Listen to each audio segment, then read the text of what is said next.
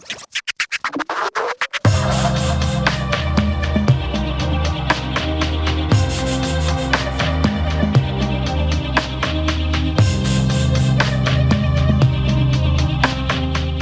sister's no joke! My sister's a human being! And I want justice! And I want answers! Hey everyone, John Lorden here with a very special BrainScratch. I'm releasing this as soon as this video is done because things at Fort Hood are just quite literally blowing up right now in terms of information that's coming out on the Vanessa Guillen case. And I want to try to keep up with it. I'm seeing a lot of news publications that aren't doing a very good job in terms of pulling together all of the details that we now know about this. There's a ton of publications kicking out there, but they're really only covering like the same 2 or 3 points over and over. And because of the number of publications, it's getting harder and harder to actually find all the details and try to put them all together in one cohesive understanding. So that's why I'm going to do this video. We're going to release it on Thursday instead of Friday. There is a press conference that's supposed to happen from the military later today. I don't really expect that we'll get a ton of more detail out of it. So that's why I'm going to do this video now. If there is a significant amount of detail, I can always do an update video to kind of tack onto this. But I want to help you guys understand kind of the flow of what's happened, all the details that we have, and where this investigation is heading, or is this investigation actually done? And of course, if I'm talking like that, in case you haven't heard yet, the first significant development is we do believe that Vanessa's remains have been found. So let's start with the details on that at mercurynews.com. On Tuesday, searchers returned to an area of interest close to the Leon River, Bell County, Texas, for more investigative work and discovered partial human remains in a shallow grave, the Army CID said. The site, 25 miles from Fort Hood, is near the small city of Little River Academy.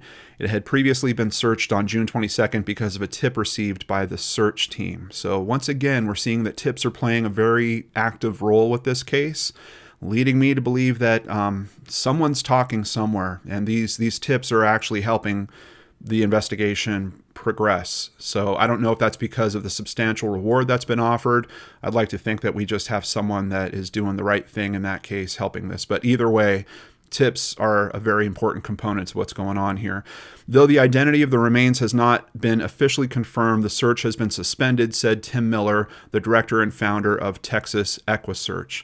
And I just want to call out, we've talked about Texas Equusearch on this channel so many times before. We've made donations to them before. I'm thinking that that's likely going to happen by the end of today's episode as well.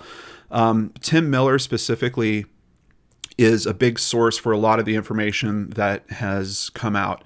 And I'm so thankful that we have someone with his sensibility, someone that's gone through a personal loss and is doing the right thing for the family. There was a very terrible occurrence. I have to give credit to the Nancy Grace podcast, which I know, a lot of people have very twisted up feelings about Nancy Grace. I got to say, in terms of information coming out around this case, that one podcast is probably the best thing that I've seen that's actually giving us a better understanding of what's going on. And in large part, that's because of Tim Miller.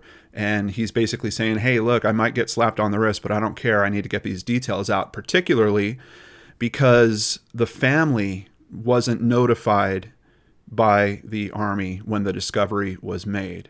And all of a sudden, it seems like media is what notified the family.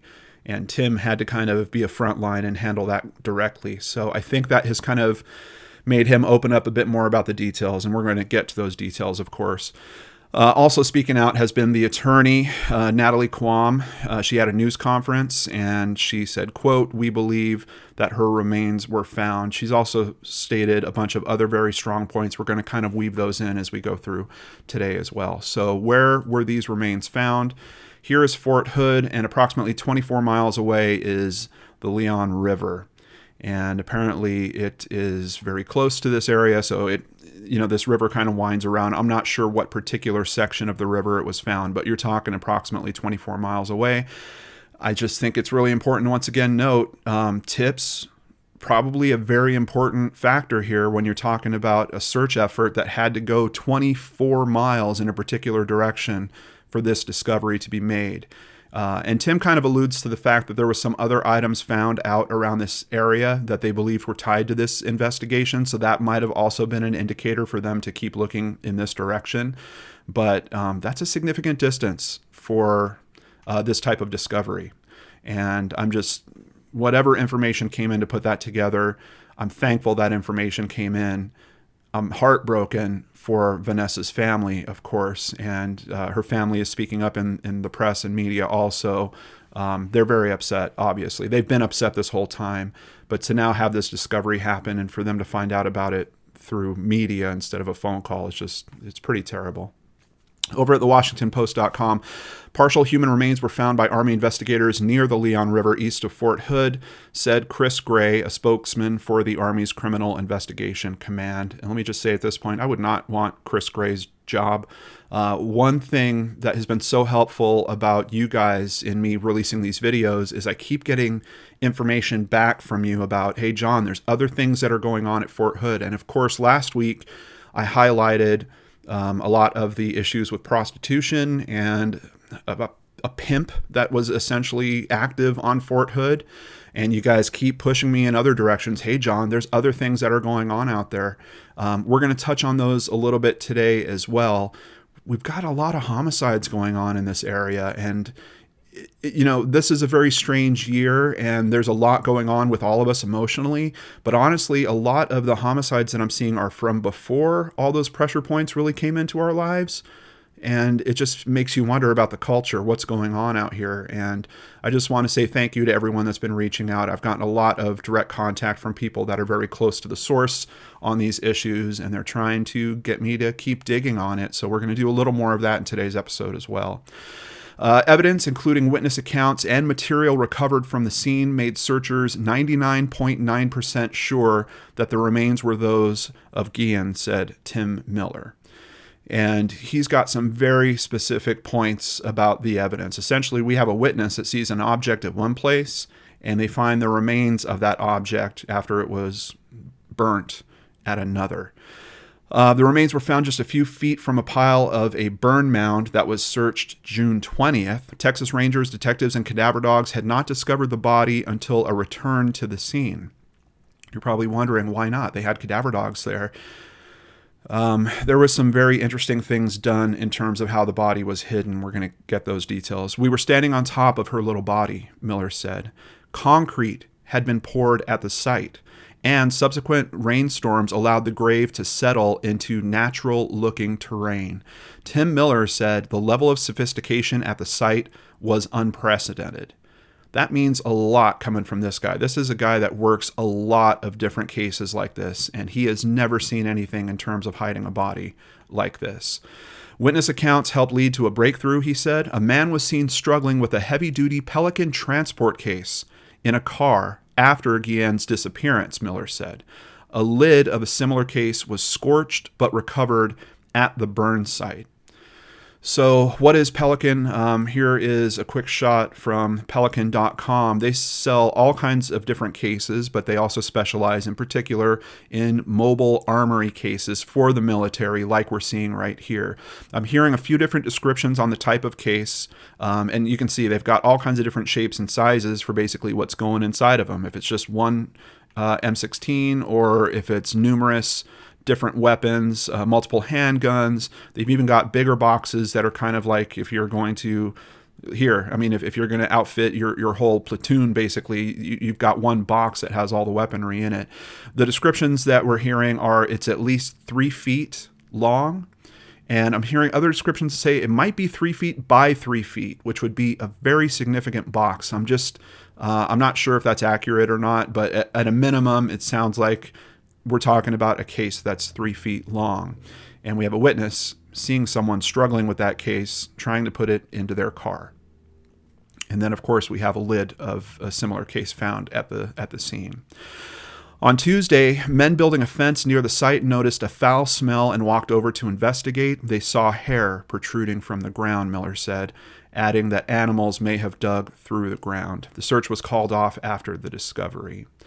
I'm also curious about if there was any impact to the concrete, because he did say they had rains that came in through there. Maybe that helped in terms of kind of moving things around with how it was placed. But essentially, it seems like something was disturbed there, because it's Good Samaritans. Once again, another tip getting called in about something strange being at that site where they've already looked. I want to give, once again, just a huge thank you to Crime Online. Lee Egan, I have so much respect for her. I try to point her out to you guys whenever we bump into coverage of hers. Once again, she's doing phenomenal coverage here on this case based on the interview that Nancy Grace got with Tim Miller and with the Guillen family attorney. In an exclusive Crime Stories with Nancy Grace, Texas Equusearch founder Tim Miller reveals disturbing details in connection with Fort Hood soldier Vanessa Guillen.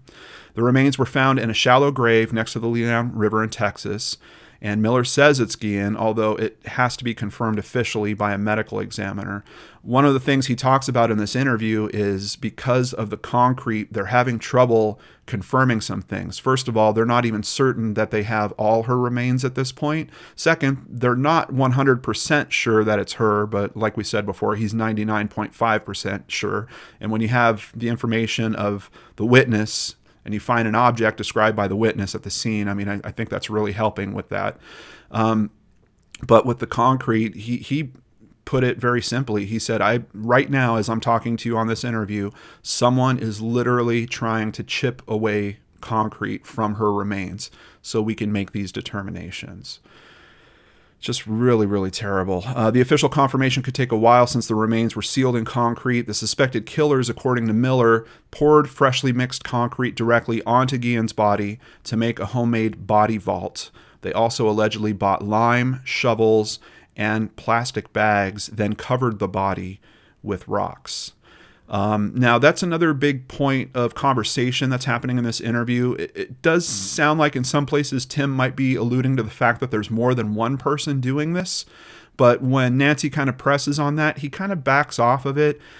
From the information that we're getting, there is an account of the witness seeing one guy struggling with this box. So at this point, just with the details we have, just me sharing with you where I'm at with this, I believe one person is responsible for what happened to her, might be the only person that actually moved her off site. Tim is also under the assumption that this happened on Fort Hood, essentially, probably at the armory. She was probably put into the case, could have been in that case for up to 10 hours before the case was moved later that night. I think a second person might come into play with what happened in terms of trying to hide the body. And we're going to see that we've got a couple of suspects to talk about as we roll through here. Family members pleaded with Miller for answers when no one at the Army would provide them with information. I was driving up here yesterday when the sister, Myra, called me. I'm choked up now. It's one of the saddest calls I've ever heard or made in my life, Miller said. No military, no one even called her. Over at ABC 13 News, the family of Army soldier Vanessa Guillen says the person of interest who died by suicide Wednesday morning when confronted by investigators in Killeen is tied to her disappearance. All right, so effectively what happens is they start zeroing in on this person. I believe it's the same person that was witnessed moving the case. They want to talk to this guy.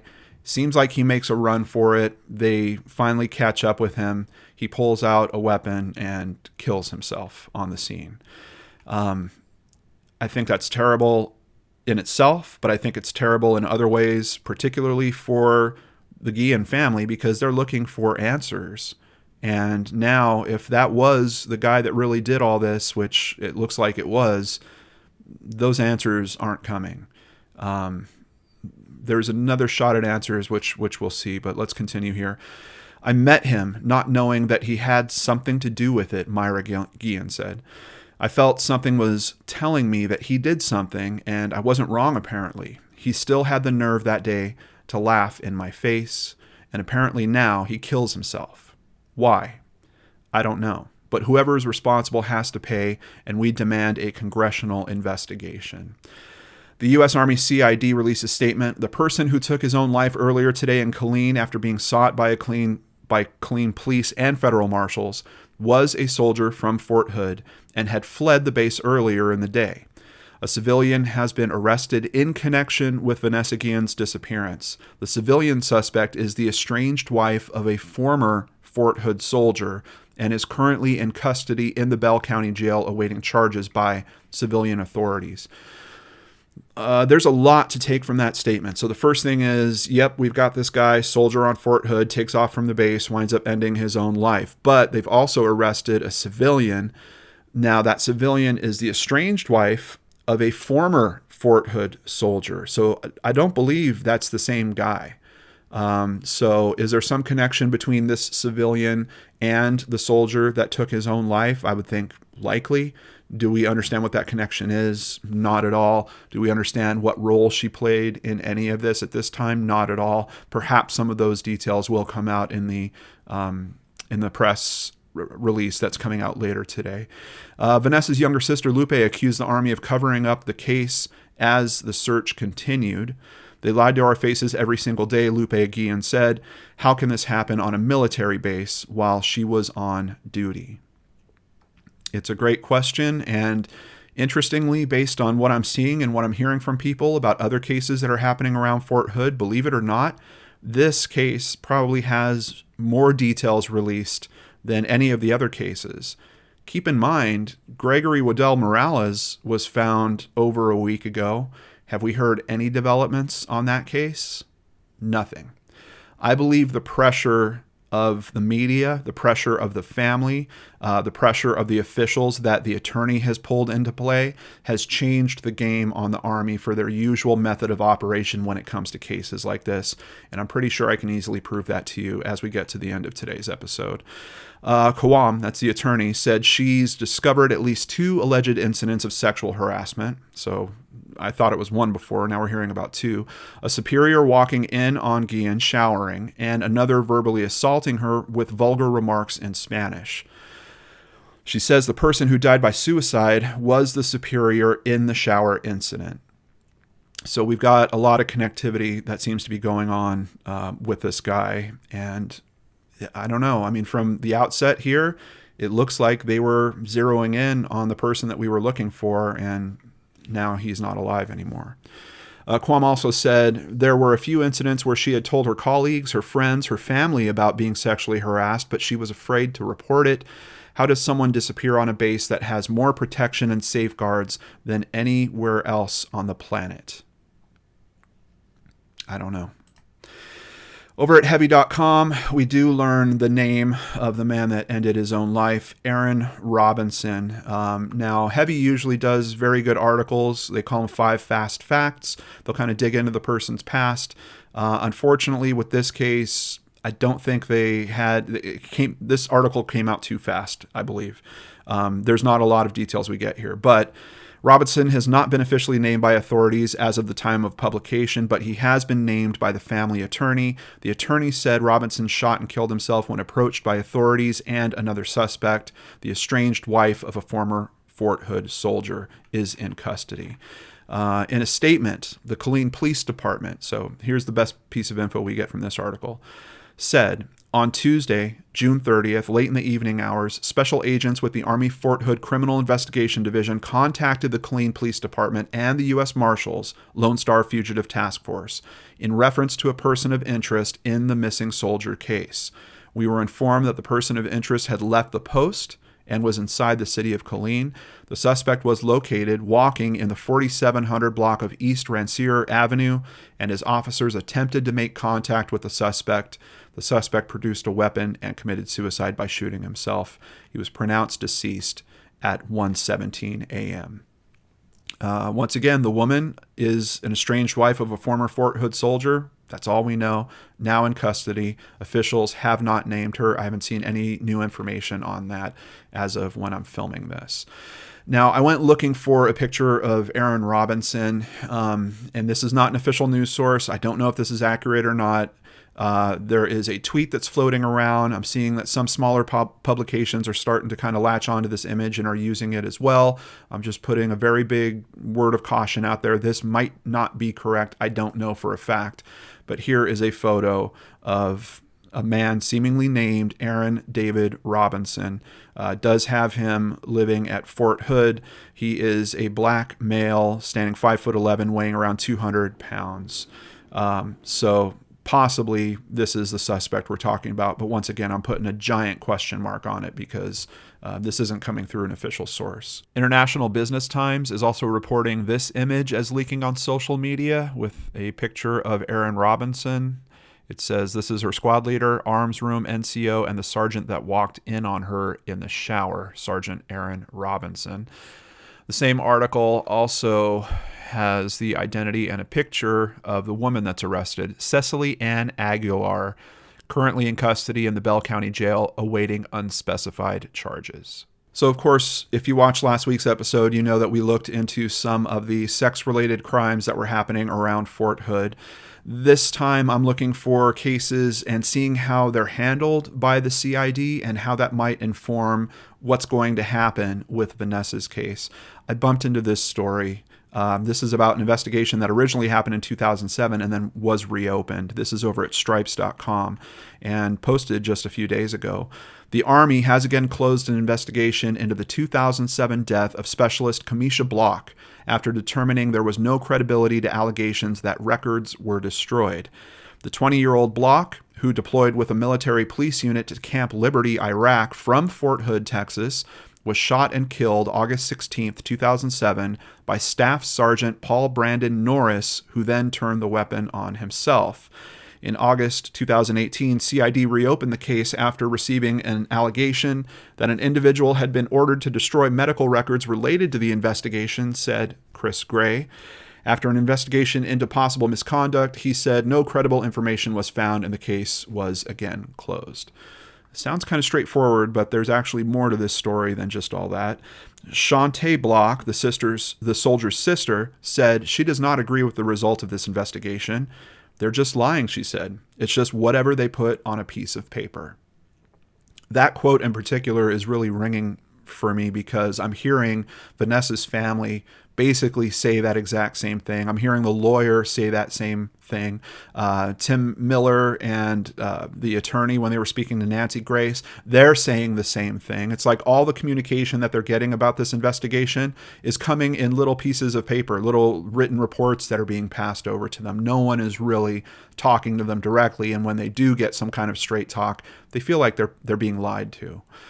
She said, this is back to Shantae Block, she said she's never found the Army to be honest about the circumstances preceding the shooting, nor willing to hold accountable the leadership that she believes is responsible for not protecting her sister.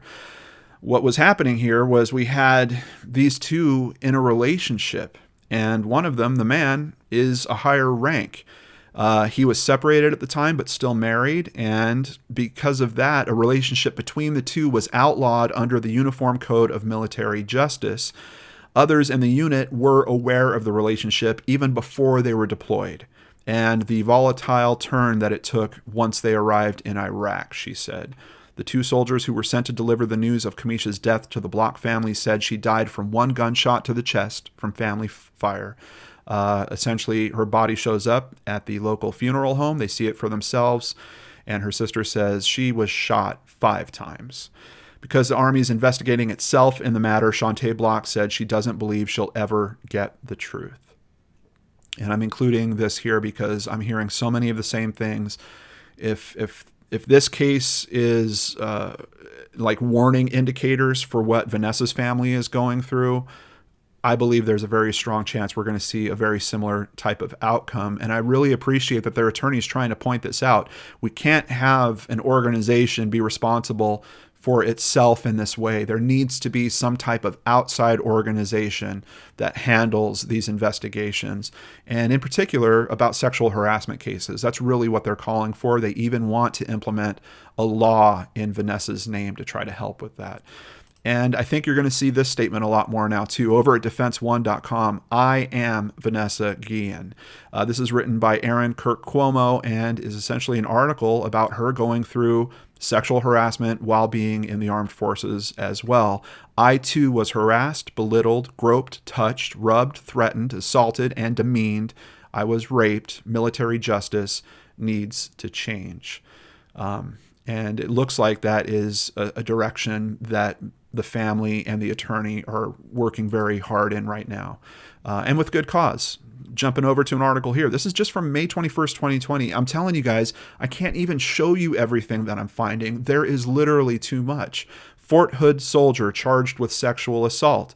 The charge against Matthew David Connor, 21, stems from what Belton Police spokeswoman Candace Griffin said was a prearranged meeting with an 18-year-old victim on March 10th at the Lake Belton Dam. There's obviously a culture of there's a big problem with sex crimes around Fort Hood. I think that's pretty clear at this point. Why the Army can't address that in some way, I don't know. Couldn't it be something as simple as, hey, if you're charged with a crime like this, your career's done? Like, you get one shot and then that's it, you're done. It feels like it should be something that is very simple to deal with, but for some reason is just spinning around this base in instance after instance, to the point where we have someone that's responsible for an organization that's supposed to help people that might have been sexually mistreated in the armed forces, and the leader of that organization is pimping girls out. It's insane. Back to a comment from the attorney. We lost a life, Khawam said told reporters in Washington, D.C., where the Guillen family is seeking a congressional investigation into the case. We lost a beautiful young soldier. More than 50 Texas lawmakers sent a letter Wednesday to congressional and U.S. Army leaders requesting an independent investigation into Guillen's death and the Army's handling of the case. I think it only makes sense, and I'm concerned that there's so many cases that are happening around this area in particular that we need Vanessa's case to be kind of the needle to pop that balloon. It's big enough. It's in the public mindset. We're all talking about it. We're all thinking about it. If there's something that's going to help drive significant change, it's going to be a case like this. And to do it in Vanessa's name, I think would be an amazing way to honor her memory. Quote, we are also joining Private First Class Guillen's family in requesting transparency from the U.S. Army surrounding her disappearance, the sexual harassment claims, and the ongoing investigation. The letter reads, her family deserves our support and full transparency as search efforts continue. The Army, at Fort Hood's request, sent a team to the post Tuesday to inspect its Sexual Harassment Assault Response and Prevention Program, or SHARP. If you remember last week's episode, that's the program that was led by the pimp. Officials said in a statement Wednesday that the inspection's goal is to examine how the program runs and whether leadership is supportive of soldiers reporting sexual harassment and assault.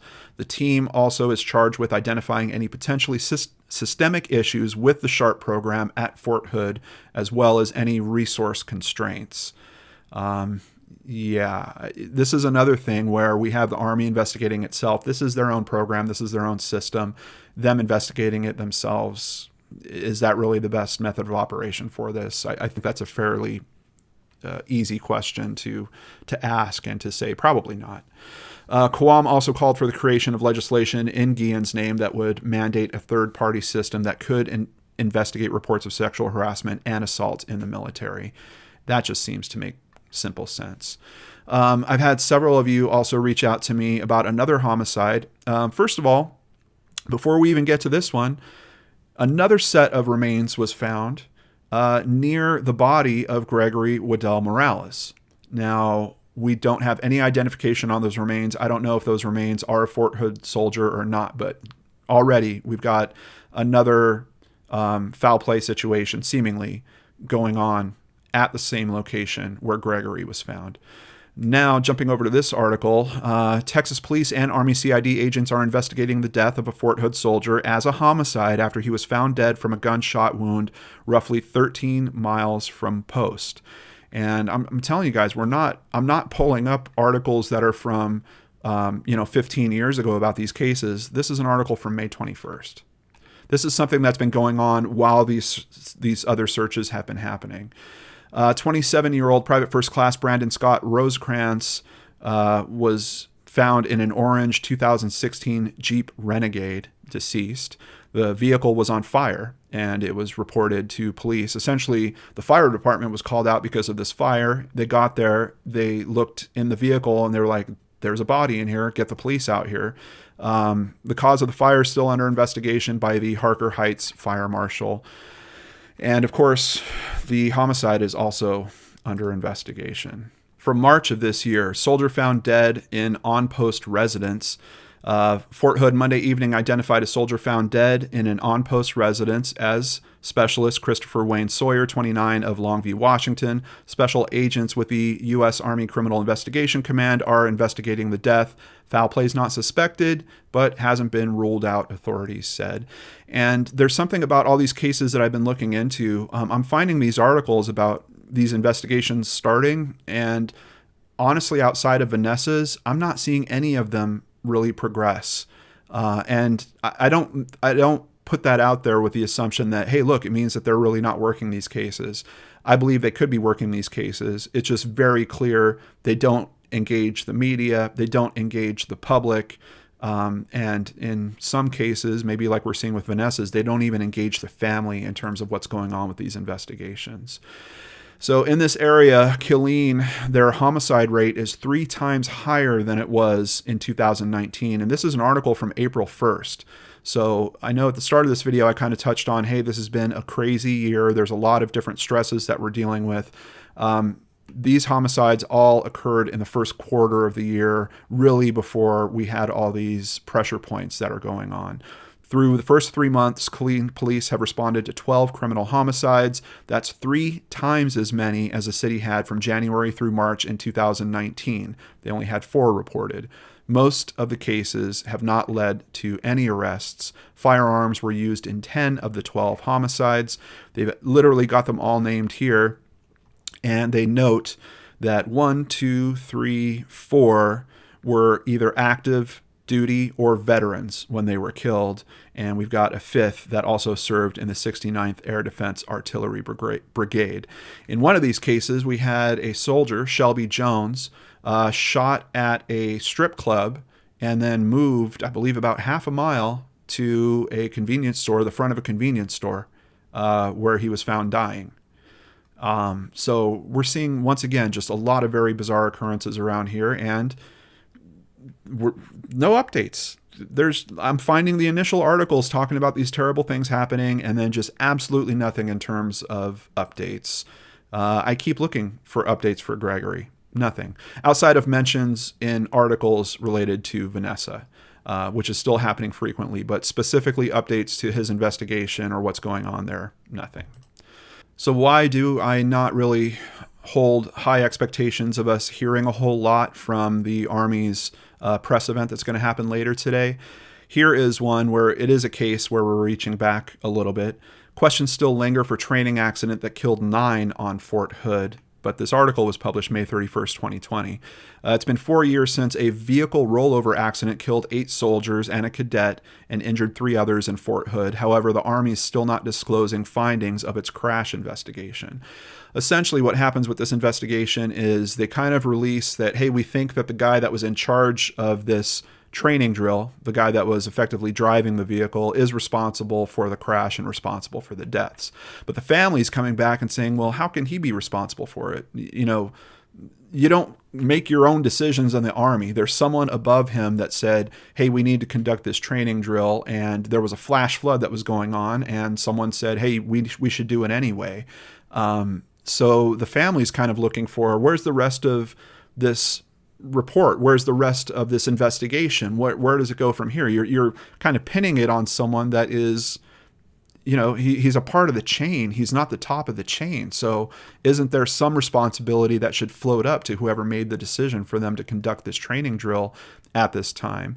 The real big reason why I'm pointing this out to you guys is because they did try to put in a Freedom of Information Act request. They did get some results from that in terms of pages from the investigation report that was publicly released. And it had black marker over 14 pages of text, completely covering up the findings. So extremely redacted, a bunch of information that was ultimately not very helpful to the families that were looking for better answers than they got in all this. So that's where I'm really concerned, guys. We're seeing so many instances here of cases. I'm telling you, if it wasn't for the family, if it wasn't for the attorney, and if it wasn't for the media and people like you caring about Vanessa and helping to raise exposure to that case, I'm pretty sure we would have just seen the same thing we're seeing in all these other cases. First article about, oh, there's a soldier missing. She was working at the armory. We don't know where she is. And that's effectively it. And then everything goes quiet and we never see any other result from it. We've got enough examples here to see that that is the normal method of operation. I'm really hoping that because of all the heat with Vanessa's case, they're not able to do that this time, and maybe some true change can happen there. And once again, I just want to thank everyone that's been reaching out to me and giving me more and more information about what's happening around Fort Hood. And I'm hopeful that there could be some good change that happens there in Vanessa's name. I also just want to once again point out Texas Equusearch, their amazing work, Tim Miller, being put in a position no one wants to be in time and time again, and showing that he is a hero for other people that need one. So on behalf of myself and my amazing supporters on PayPal and Patreon, we're making a donation to Texas Equusearch just as soon as I'm done filming today's video. That's all the information pulled together the best way I could for you guys. If there is more info, I'll probably do just a small update to keep you up to date on this case. This is one of those cases that, like, for the past 24 hours, there's just been pops of information, and I was trying to wait till the right time to get you a package that I thought, okay, here's our next step in terms of understanding this. We've still got a lot of big questions. We don't know how the civilian ties into this. We don't know how Vanessa actually died. What we do know from this is she's called into work on a day where she wasn't supposed to be working. We've got this Superior where there was a possible sexual harassment claim. We've got someone seen moving a Pelican case into their vehicle and struggling with it. We have a Pelican case of similar type that is found at the scene where her remains, hopefully her remains, I think we're pretty certain it's her remains at this point, are. So we've got a lot of the pieces around this puzzle. Very big questions. I mean, honestly, what would the motivation be here? So what, she told him to take a hike when he came on to her and then he's going to kill her? I don't think that sounds quite right. I'm actually wondering if there might have been some type of investigation that was actually being conducted in terms of the sexual harassment claim. And now they're kind of backing off of that because maybe they're realizing that their process around that was instigated him in some way or kind of pushed him into acting out in this way. It's so strange because I just don't know. I don't know what their fears would be in releasing something like that. I don't know why they would take the choice of saying, no, we really didn't process the investigation in terms of the sexual harassment claims. I don't know, guys. I'm just really all over the place with this. The motive just boggles my mind. There has to be something else at play for him to have taken that particular step of trying to, he killed her and then hid her in this way and then tried to get away with it. That is a very big risk, a very big price to pay for something. What is the thing that drove him to that? I have no idea. I really don't know. And I don't know if we will. It's, the person that has those answers, the two people that have those answers are now gone. We'll see. Very curious to see what your thoughts are on all this in the comments down below. And as always, I ask that we please remain respectful. I know this is a tough conversation. I know there's a lot of big emotions around all this. And I just ask that we please respect each other's feelings and the memory of Vanessa and the feelings of her family with our conversation. So I appreciate you guys doing that with me. If you'd like to support the channel, please visit www.lordenarts.com. You can sign up for PayPal, sign up for Patreon, or buy merchandise. All of it helps keep me here doing what I feel needs to be done in some cases, raising exposure to stories just like Vanessa's, sharing this information with others so we can learn from it and maybe avoid these types of tragedies in our own families as well. Have a nice weekend, everyone. I will see you back here on Monday with a new episode of Case Cracked on the Lord and Arts channel.